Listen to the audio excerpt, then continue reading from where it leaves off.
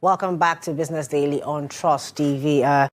It's time to get to our conversation. Now, before the break, we talked about surviving, thriving entrepreneurs can adapt in a volatile economy. And joining me in the studio this morning is Dr. Samuel Owusheni. He's a sustainable revenue growth and a human resource expert. Well, maybe we'll dabble into a bit of some human resource conversation as the conversation goes on. But now, Nigeria is a very, very wonderful, beautiful country, and I love my country. And we can see what's happened with the economy. Things, is the fuel is up to date, the dollar is down tomorrow. It's quite a beautiful economy. But away from just Nigeria's economy, even over the African continent and in the world, equally things are happening. The economy is not that stable. It's up today, could be down tomorrow. How do entrepreneurs survive in this economy? That's what we're here to talk about this morning and see if we could help you in your own business to thrive, to survive, regardless of what's happening, and still come out on top. Now, what do we understand by volatility? We say inflation, naira depreciation, high borrowing cost, shifting regulations. We see what's happening in the banking sector when, the government is taking away the forbearance. That's going to have an impact of some sort, on how things happen. Now, what does this mean for entrepreneurs? Low margins, delayed payments, unpredictable supply chains, weak consumer spending. Let's go back again. Imagine you are here in 2023. You started your business, your company, and fuel was selling at 114 naira, and the president on the 29th of May decides to say, we're taking away subsidy. Imagine that. How would somebody survive that? Going from 114 naira a litre to close to 3 times the money, if not 4 times the money, buying fuel to survive and keep your business afloat. Those are the kind of things we're talking about. Those policies that can come and change the situation. Now, Dr. Samuel Owusheni, I've given some sort of intro into the conversation. Now, using that scenario that I gave, 2023, let's go back there. I'm sure a lot of people were impacted. A lot of businesses are still trying to stabilize. Even grown businesses, even established businesses are still trying to put their foot on the ground and keep it running. How were Nigerians supposed to have reacted? How were businesses, entrepreneurs supposed to have reacted in 2023? Well, thanks for this question, and thanks for having me again. Obviously, we need to even talk a bit post-COVID. Okay. Because that's that too. Yes, that's that. Yeah, so obviously, we're just coming out from COVID-19, 20, and of course, we are shut down for months, and businesses got the worst hit.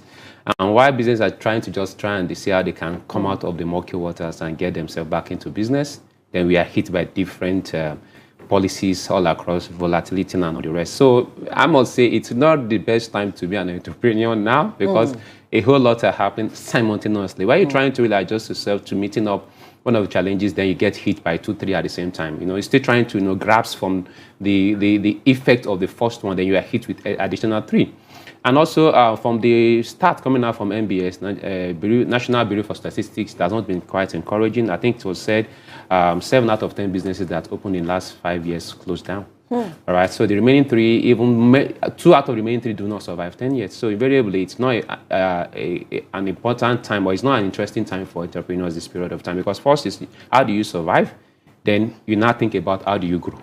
All right, so what most business or entrepreneurs are really battling with now is even survivor. All right, and that's why you see a whole lot happening at the same time. And you see many businesses now beginning to fold up. Sometimes you get to see that they don't even deliver or bring out profits in 6 months, 9 months. First quarter, second quarter, project margins and profit itself is not something to talk about itself. So we are just trying to, stay afloat, stay bare, just see what can happen. And that's more reasons why it's important to really leverage opportunities and look at new ways to really be able to work around. Because things that we know, period 2023 is not really going to work this period of time, considering the post-COVID period itself, and now that we're having a whole lot happening across the country, in Africa, even the world generally. All right, business and economies in turmoil generally over across the globe, and entrepreneurs need to just look at ways they can be able to at least stay afloat before we start talking about thriving alongside. So it's not really an interesting time for entrepreneurs. Okay, but now this has happened. Now let's start with, what is the biggest mistake that entrepreneurs make during an economic downturn? I've always been an advocate of this very philosophy for the past 10 years, and I've said, people say, I like to follow my passion. And I've always said it's not about following passion, it's about following where the needs are. All right. Okay. All right. So in moments like this, especially where we have competing, attention for limited resources itself, people only buy what they need, not what they want again. Because now the disposable income is becoming smaller. And of course, you have to make opportunity costs. You have to keep checking your list and look at what do I really need to survive. All right. So it's not an issue of luxury any longer. So that's why I've always said that, of course, it's always good to say, oh, I follow my passion to starting up a business. But I've always been an advocate that it's not an issue of following your passion now. It has to follow what the society needs, what the customer needs. All right. And then work it back. Let me give an example. All right. In 2005 or 2003, 2004, I came back from school. I was just doing my first degree then, and I was told to go get a newspaper. Of course, I was doing a science course then, and I was told to go and get a normal newspaper, and then in Gwarimpa. And I had to walk from Gwarimpa to Kado Estate just to get ordinary newspaper because there was no kiosk where I could get the newspaper. So 2004? 2004, 2003, 2004. So the social media, the internet space is not this lively as it is current. So most times the 40 and above age depend majorly on newspaper. Even up to now, they still depend on that still. So I need to get newspaper for my dad every morning. So I had to really walk kilometers down to Kado Estate just to get newspaper. All because there is no newspaper stand close to where we stay. So I thought in my heart, I said, you know what? Yes, I'm doing a science course, but I think there's a need for one to get newspaper stands around here where people can easily get access to information freely instead of walking down to Kado Estate to get that, which is like 5-6 kilometers trek down to that place. So I open up a newspaper stand, all right? And before you know it, you see people coming in. In fact, most times we get our newspaper sold out in 2 hours. So at that point in time, it is the need I'm looking out for. Of course, I did sciences, so that's my passion. But what do I need to do? I need to look at what is most prevalent, what is most needed by my community, and then provide solutions or product that is in consonant with what they need. And if I can get that done, even though the limited funds available are quite limited, but because they need this, people will still find a way to get that itself. So in this period of time where we are really competing for limited finances available, we need to really focus on what are the client needs, what solutions am I providing, what pain point am I solving, how am I helping the clients also to grow their revenue, and how am I trying to help their businesses to grow or even satisfy their egos. And I think this is what entrepreneurs should focus on now. Okay, so now it's about the human person, the humanity, the needs of the person. So let's forget that, oh, I like to draw, and right now art, painting, and ceramics. I'm not saying that artists are not doing a great job. Wonderful segment and sector of the industry. You bring in a lot of revenue in your own way. Sure. But maybe for someone who's maybe like that's what they want to do and not follow their passion. And then we see some people actually still follow their passion and somehow still break even, regardless of. We're talking about sustainability. We're talking about in this competing, challenging economy. Now, while I will expect people that have started their passion to really continue that itself, but then you need to do a whole lot in brand awareness and visibility. Okay. All right. And of course, you need to look at, okay, what can I bring in that is different from what others have done? Okay. So you need to create a niche. All right. There need to be a differentiation of what makes your product unique. And why should I buy from instead of buying from A instead of buying from B? What are the advantages and benefits I have by buying from you instead of buying from B? So invariably, you need to also now go into recreating your product so well enough to meeting up the need of those that may need your product.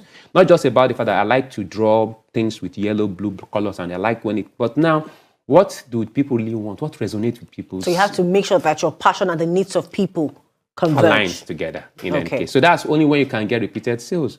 Because obviously you need to really stay sustainable by getting sales coming in consistently, all right? You need revenue. Without sales, business cannot survive. In fact, sales is the lifeblood of every organization itself. So if it's not coming in consistently, then we are not in business itself. Okay. So, yeah. All right, now let's go back to, because this set of people make up the largest percentage of our economy. That's the small business people now.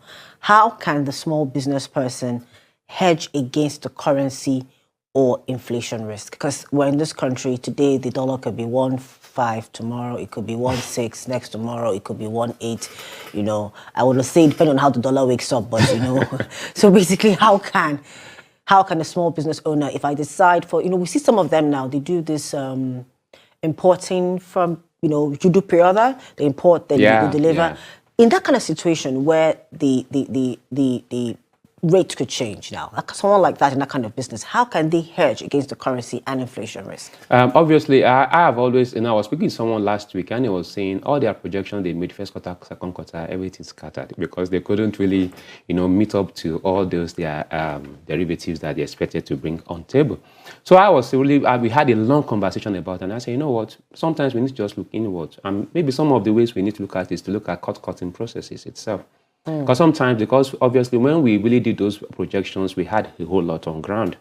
And of course, there are some excesses and surpluses that we tend to pull into different areas that may not necessarily bring in revenue. So I said we need to look inward and look at cost-cutting processes itself and see what are those excesses we are spending on that does not necessarily bring in revenue. All right? And see how best we can begin to trim them down alongside. Also, what are the bureaucracy that we put into our businesses itself where it becomes unnecessary duplication of duties and responsibility by the staff. So invariably, you are really spending more for what one person can do. All right, you bring in 3-4 persons to do the same job. I'm not saying that they need to really over-labor staff, but obviously there's some overlapping but that's what responsibilities happens over time. Okay. Yes, because in situations whereby, let's say, like I'm going to bring the industry I work in right now. So it's now become that you have to be able to do this. Prior to now, you're supposed to be able to do this. Another person is supposed to be able to do that. I'm supposed to be able to do that, and the job comes out well. But now, you should be able to do all three things. Yes, all three things, in addition to the fact that now, if I'm doing all three things, I need to be giving additional benefits. Oh, well, that's right. another So that's where the conversation. HR needs to come in any case. Yes. So I have of that policy, or advocated for that, okay, now let's see how best we can begin to match 2-3 job roles together where one person can deliver that and the person gets additional benefit to that effect itself. So, and that's also part of what we talk about in HR, where people need to really get skills from different areas and they become versatile in doing X, Y, just in case there's any emergency. But now that we have to do that in a matter of necessity and urgency because of the cost-cutting process, I think it's nice we had to do that itself. And more important, the cost that we must have saved should be generated or be replowed back to revenue-generating activities. Okay. All right, such that your sales team or those that are responsible, saddled with the responsibility of bringing revenue, should be given more incentives. When they meet that target, they need to be remunerated more, give them string benefits and the rest itself, because that's what we need to get in. And seeing that at least 80% of the team or the staff organization structure itself are more revenue-generated oriented in their mindset. Not that I'm an admin person here or I'm an accountant, I'm a customer service person. And when a client calls you in or calls comes in for a client, you don't even think about how you can really satisfy that client or get to meet the client needs and pinpoint itself. So invariably, everybody needs to be revenue-generated oriented. All right? That's the second part. And third part is giving exceptional customer experience. Now, I've always said this. It takes 66.7% more cost to get in a new client than working with an existing client. All right, so it's important that at least you try and give exceptional service to your existing client and see how best you can go over and above. And also see how you can demograph or see how you can segment your top paying clients. We have this Volatile principle that 80-20 principle, where you get to see that 20% of your client gives you 80% of your revenue. So in that case itself, you have to be intentional, ensuring that now you give priorities and attention to servicing those clients that give you the big hit, the big money, the big revenue. Then you can now begin to employ more of the resources in form of customer loyalty program, added benefit to those clients itself that of course gives you more of your revenue. So with that itself, they can consistently repeat their sales or purchase of your product or services. And more importantly, they can even refer their friends that are within the same niche that has the kind of clout in terms of financial bargaining or purchase like themselves. All right? Or they can even introduce you to another niche that you're not servicing yet, or because you have given them exceptional service itself. So those are things that we need to start looking at itself and seeing our best. Also, we can also leverage technology.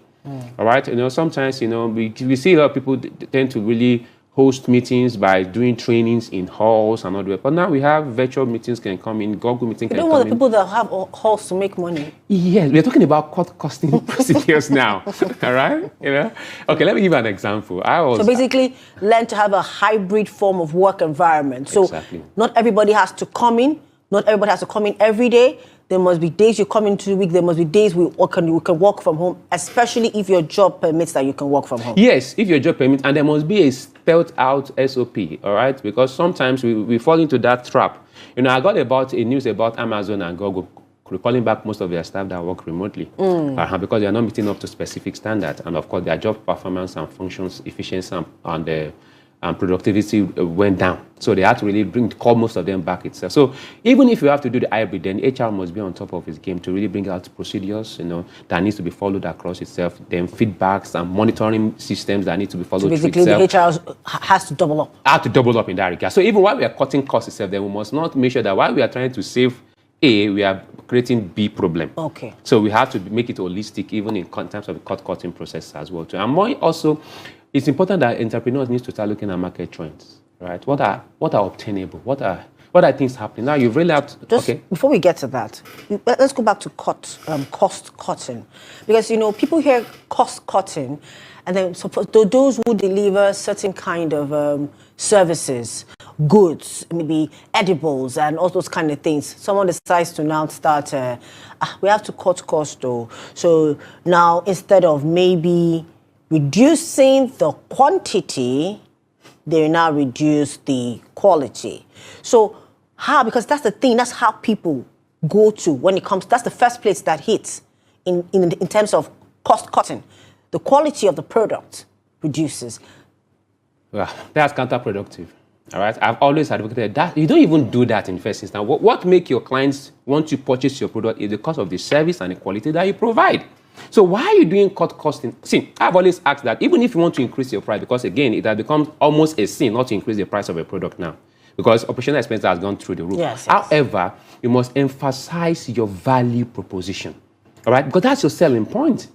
So let the value still be there. Let it be as intact. In fact, if there is possibility, increase the value itself to be able to measure or to justify the increase in the price you are giving to them.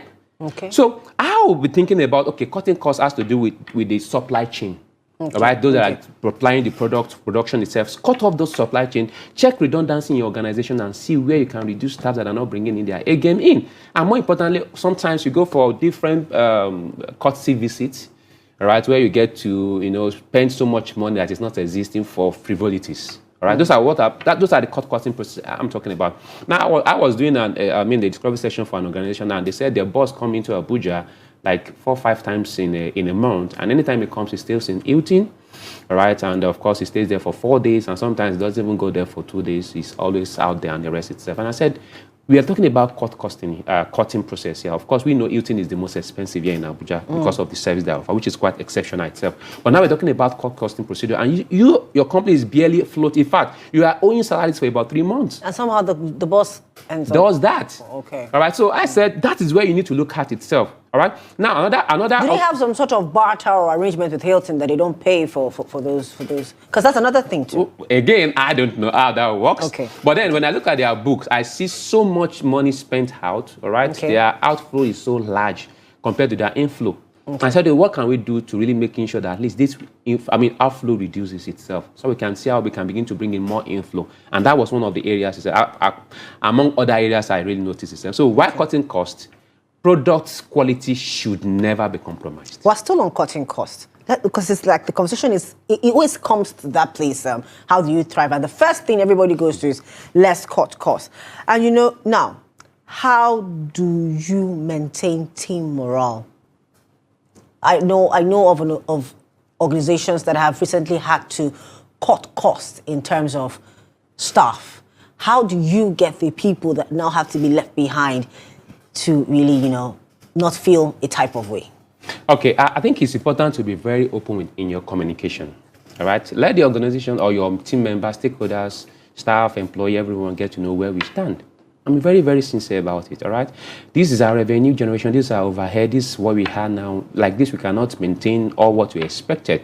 So I'll be proposing a salary cut, or I'll be proposing No, don't say that. Don't say salary cut. Okay, now I'm just saying you need to be open from the beginning, all right? So I'll be proposing a salary cut, or I'll be proposing an allowance to be taken off, or I'll be proposing a downsize in this area itself. All right, or I'll propose that some people should do work contractually or work on specific terms itself. So you need to be open, all right, and then you can now go back and see, okay, who are those staff that has really been bringing in their A game, all right? They've been consistent, they've been there in and out, because obviously we know not everybody perform at the same optimal level, all right, and you have to really not necessarily do it in a harsh way. Let them understand, at this point in time, if we do not downsize some people itself, we all will go in. Of course, we can't float. So we may just need to put you on this standby for now, all right? For your high flyers? No. Okay, I'm not high flyers. Hey, you can't touch the high flyers. I'm talking about those that, have not been doing so well. Okay. All right? Or you feel that their job functions are not necessarily adding up to what is expected. Maybe you brought those ones in. Like, for example, you may have maybe 4 cleaners, all right? Some will come in the morning, afternoon, night itself, and stuff like that. So we can do with 3 cleaners. What we just need to do is increase their money by 10%, all right? And it's okay, fine. It makes additional sense. It's like, why not to do that as well? And then some of the few other excesses that comes in, you try and see how you can cut it. So be open from beginning and say, okay, this is where we are. However, for those of us that are in here, I'll be proposing XY that if we're able to meet this very target projection for the first quarter, I'm going to give XYZ bonus to everybody. All right, so you'll be able to say, okay, even while we're cutting costs, we can get to do this alongside too. And more importantly, if we have to do that as well, I've always said it starts from the HR process as well, because if you get the square peg in the square hole, naturally you see them performing if you give them the proper training. Okay. So it comes back to seeing, okay, who are those that are even the misfits in the first line organization, and those are the people you have to cut off from beginning in the first instance. Okay. Yeah. So cutting costs. Let's move away from cutting costs. Okay. Let's come back to struggling businesses. Now, how should when? Because at times the question is, shall I shut down? Shall I keep going? I know that Nigerians have resilient spirit. Wonderful, wonderful. But at times you need to know when to just let go. And it's not just in life or relationships, but even in the business, in time to say, okay, at what point in time should a business say, I've reached the end of the rope, or I'm going to take a detour? I'm going to pivot. I'm going to go somewhere else. At what point in time? Ordinarily, I would just want to say this. I would not want to officially say on public TV that you should shut down your business. Okay. Right? I think there's always a way to go around this itself if you come back to understanding client needs. Okay. It still comes back to understanding client needs. Okay. All right? The needs are always there, to service. All right. I was reading an article the other time where it was said that Netflix almost bankrupt at some point in time. Google went ahead to sell their product to Yahoo, and even many of these other Amazon at the point in time had to use the last $5,000 he has to really fuel this thing for them to really hit big. So the big brands also have faced some situation in their life where they feel like giving up and throwing the towel. But they have to just take one last step just to see how best they can really navigate alongside. So that's where it comes into areas of possibly partnering. Right, number one, you can partner with other organizations. Everything like we saw what happened during the bank recession in 2008, a global recession where banks that merged together. It's not about competition at all times. All right, sometimes you can make strategic partnerships.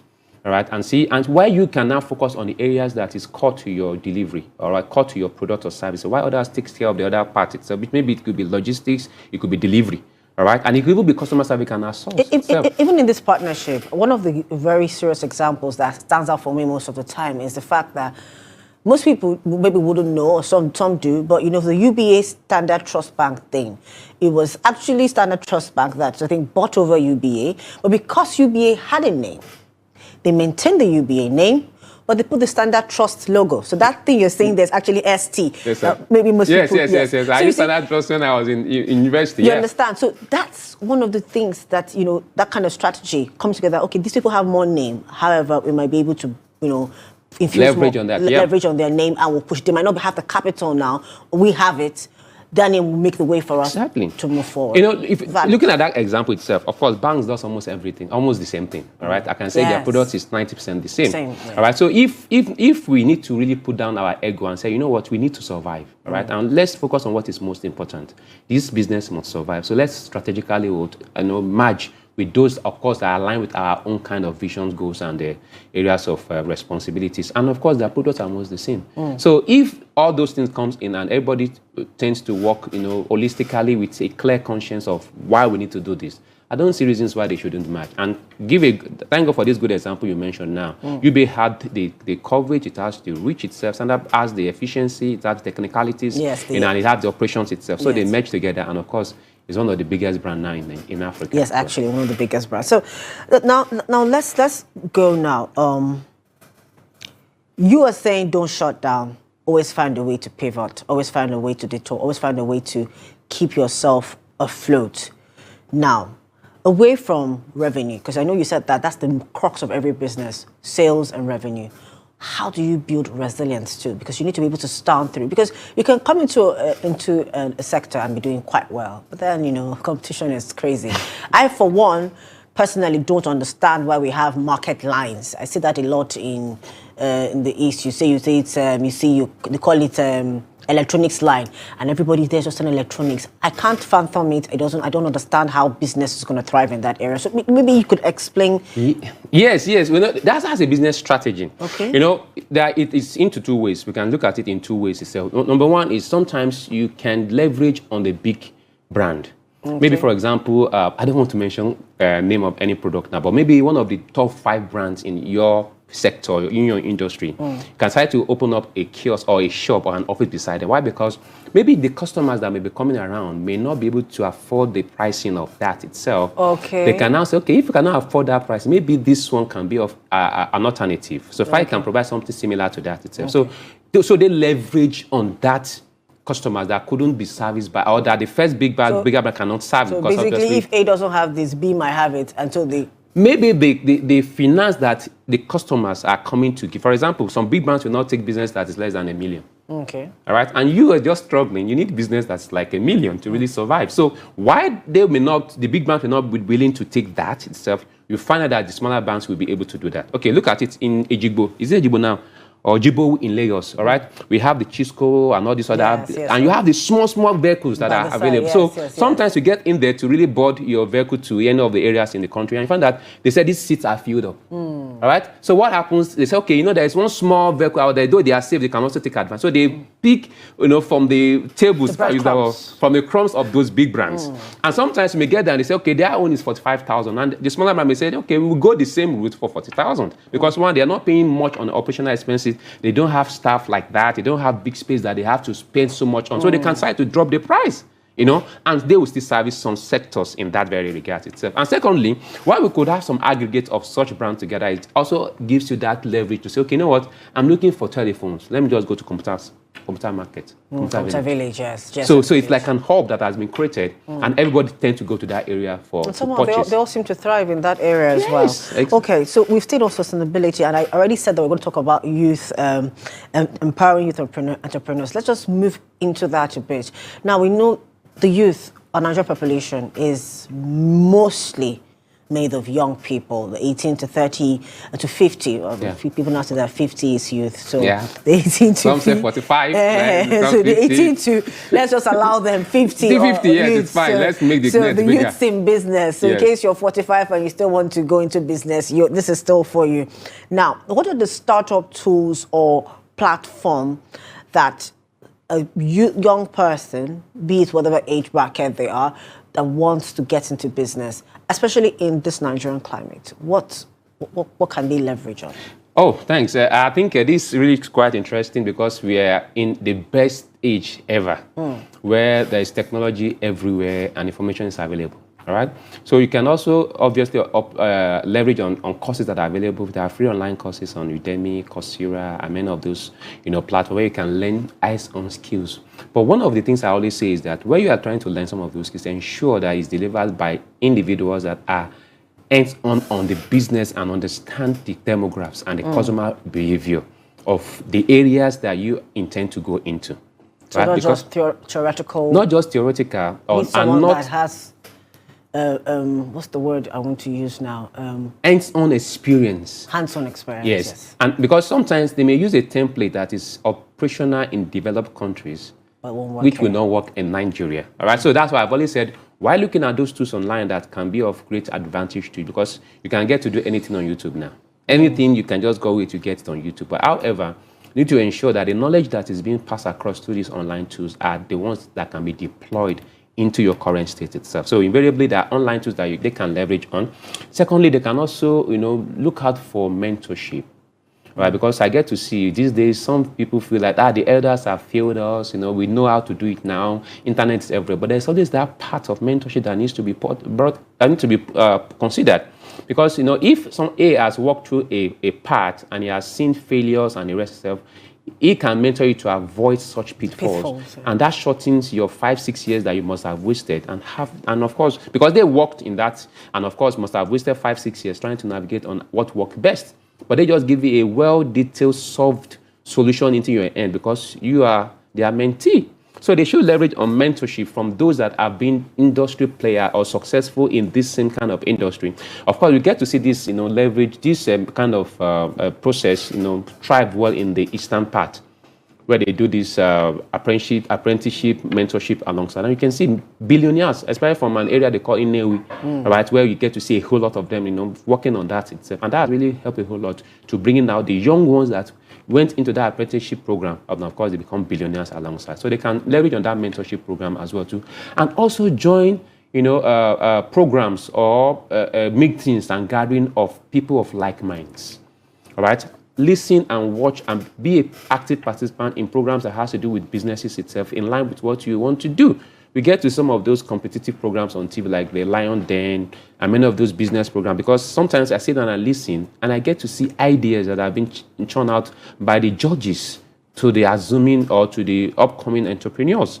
And those knowledge, you can't get them even in Harvard because they are speaking from experience. Right? So if you get to really listen to some of those programs yourself and actively engage, because sometimes it's not necessarily that you have to be the one that will win the grant, but the fact that you are in that very environment, because even while they prepare you for the final series, they have mentors, there are people that are training you on how to deliver your project itself, how to help you do your business plan, do your research work, and all the rest itself. So it's not necessarily that you have to think about the bigger picture of getting the grant, but the trainings that you get, even in the course of that mentorship program alone, goes a long way if you apply that into your business endeavors. Of course, we know the Nelson Mandela Fellowship Program for the young ones. Entrepreneurship is doing a whole lot alongside in that regard. So you can join that cohort, all right, and see how best you can join the team building, boot camping program alongside, and learn from other like minds like yourself. People are there that will bring about these problems you are facing, right? And you get to someone that has faced the same problem and how he navigated himself or herself through that very course itself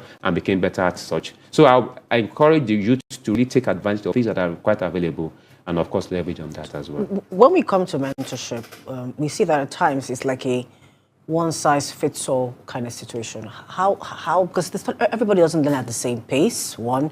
Everybody doesn't have the same learning abilities as well, and everybody doesn't have the same interests. So how can these mentorship programs be tailored in a way that it accommodates everybody with their different, things that work for them?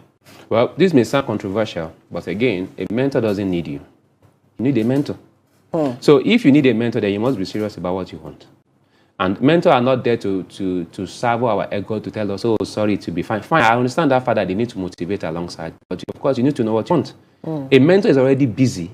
He's already engaged with several things. So if you have to spend 1 hour, 2 hours to really give his or attention to you, then you must be really, really ready to really bring out your A game and learn. So even like you said, not one approach fits all. But what I've seen, and because I'm also into mentorship program alongside, I've seen some youths that are quite entitled. All right, you call them for a free mentorship program and they ask you to still send them transportation. All right, so you come in for a mentorship program and they're asking you to give them coffee and give them lunch. Yet you are the one giving them the ideas for free.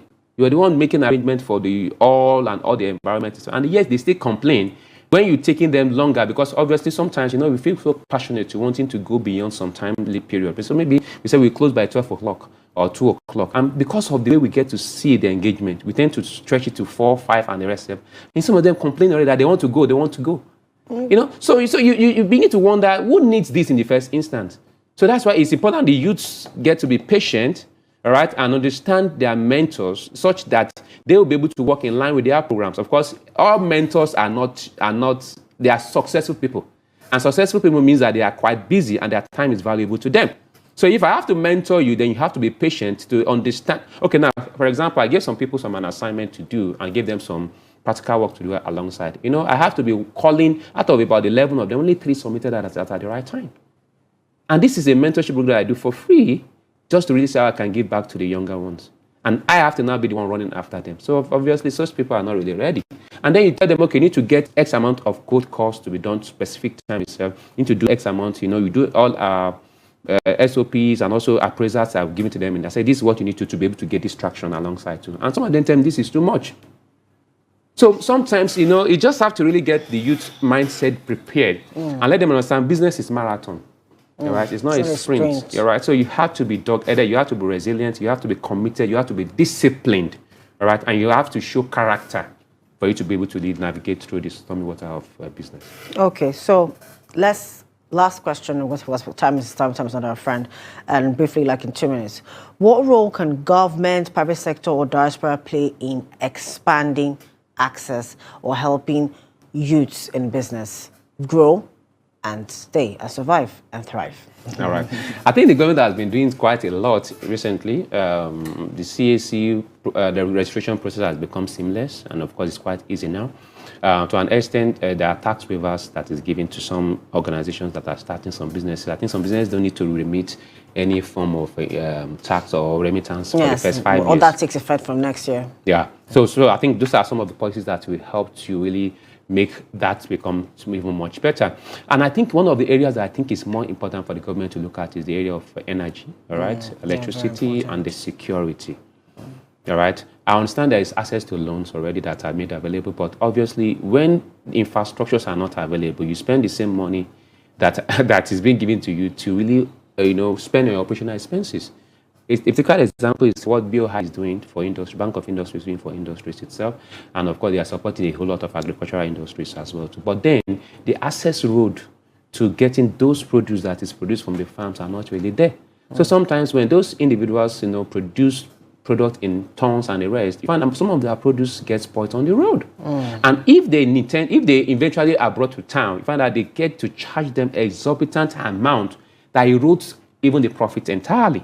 So while we encourage and we appreciate the fact that government is doing a whole lot in that regard, I think they need to make available access roads, infrastructure, technology, and also security more importantly as well. I think if these are done, which of course I believe the government are always on top of everything every single time, I believe it really go a long way. Okay. Yeah. All right, thank you so much, Dr. Samuel Owishini, for joining us this morning on Business Daily, sharing your insights on how to thrive in your business, entrepreneurs striving in this economy, and for young people in business, what you can do to survive as well. It's been quite an informative and educative time of the program this morning.